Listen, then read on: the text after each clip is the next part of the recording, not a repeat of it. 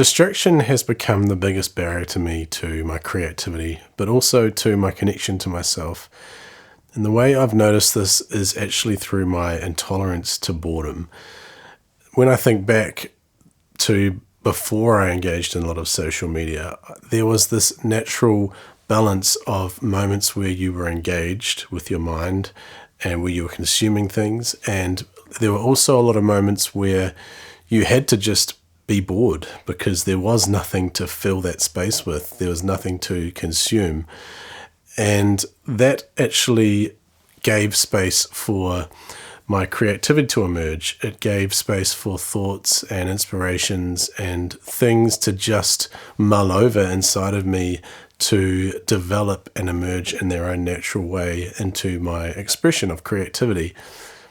I've noticed now that you have to be really deliberate about choosing those moments now. It's almost like there is so much distraction available at our fingertips through our phones. There's infinite amounts of things to consume that are highly stimulating and entertaining and engaging, that it's actually become really difficult to have a natural balance now of those spaces where we're not consuming. And when I think of those moments for me, it's when I go for a walk. For a long time, I just listened to a podcast.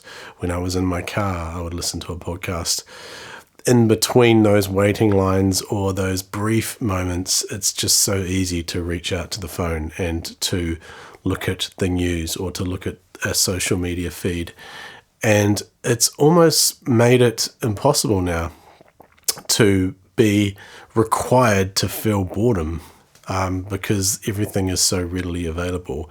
Not only that, there's just a culture now where we almost don't promote any sense of having space or having a pause when it comes to consuming.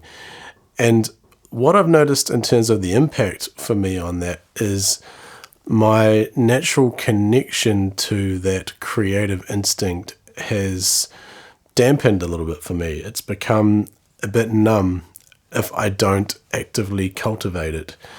And what that means for me now is I have to actually have an active practice now where I'm creating space, where I'm choosing moments where actually I'm just going to let myself be bored, not have anything to consume, not have any agenda of trying to learn something or anything like that.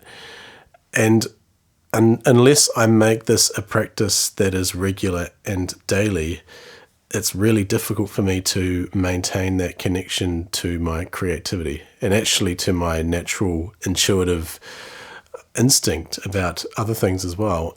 And this is something that creeps in because it's like this habit, right? When we keep consuming, to me, I feel like it's similar to our diet. If we just eat fast food all the time, it's it has a lot of taste. It has a lot of dopamine, and it's this thing that you just want to keep eating it, but it never actually satiates us. It never nourishes us.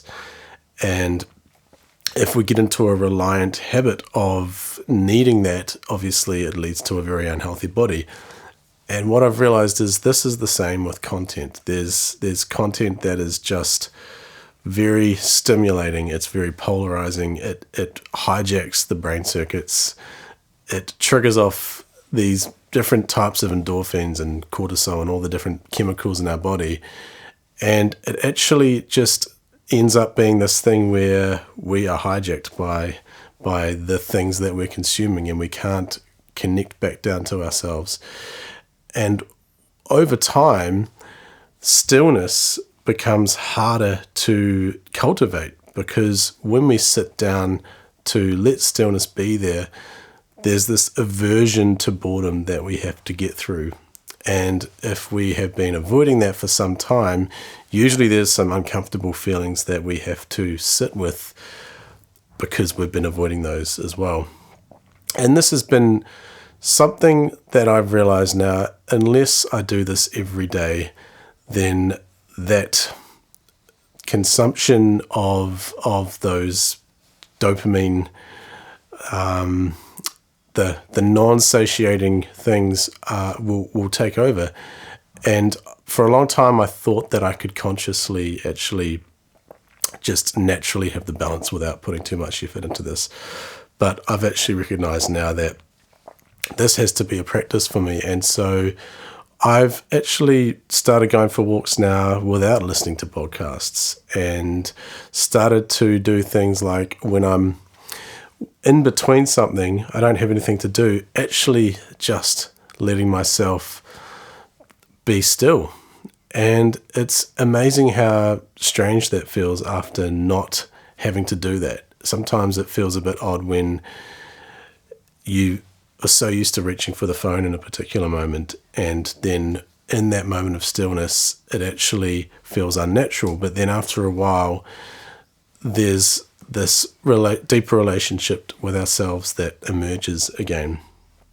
And I've started doing a daily practice of just writing for me, where I don't have an agenda of, I'm trying to write a full song or anything like that. It's just letting creative impressions emerge from me. And I'm finding that it's actually something that after regular practice with it and regularly engaging with it, it's something that never has dampened within us. It's just that we've numbed ourselves to it a little bit. And this has been my practice that I've been focusing on lately. And the other thing is being really conscious about the content that I'm consuming. What is my diet of what I'm putting into my mind? And I've actually started looking at it in a similar way to how I do look at the food I put in my body. And what I realized after looking at that more consciously is that the vast majority of stuff online is actually stimulating us in a way that is not healthy for our mind or our hearts. And it's actually quite shocking when you recognize that.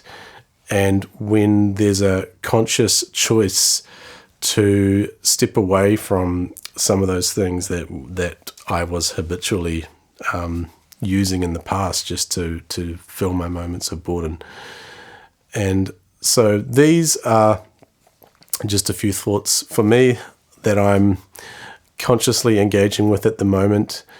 I think mindful consumption is something that I've recognized that is really important, and welcoming boredom back into my life, welcoming the natural cadence of being engaged and then just being open and letting the natural stillness and openness bring to me whatever those things are uniquely for me in those moments, rather than filling them up with a constant barrage of other things.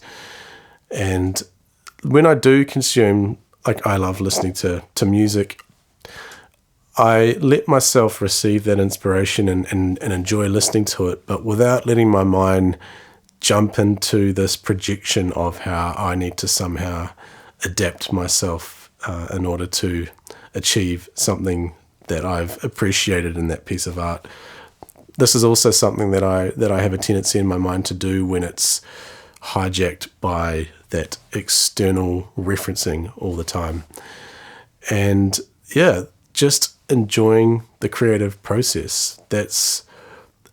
I've realized now now that I'm getting back into this is actually what I loved in the first place. When I started making music, there was no end outcome with it. It was purely the enjoyment of sitting down and figuring things out, and that endless journey of discovery, which was that was the reason why I started music and developed a great love for it. And that's what I'm getting more in touch with now, when I'm stepping away from a constant exposure to just filling that with other things. And yeah, so those are my thoughts for today. I hope some of that was useful for you, and I will catch you again soon.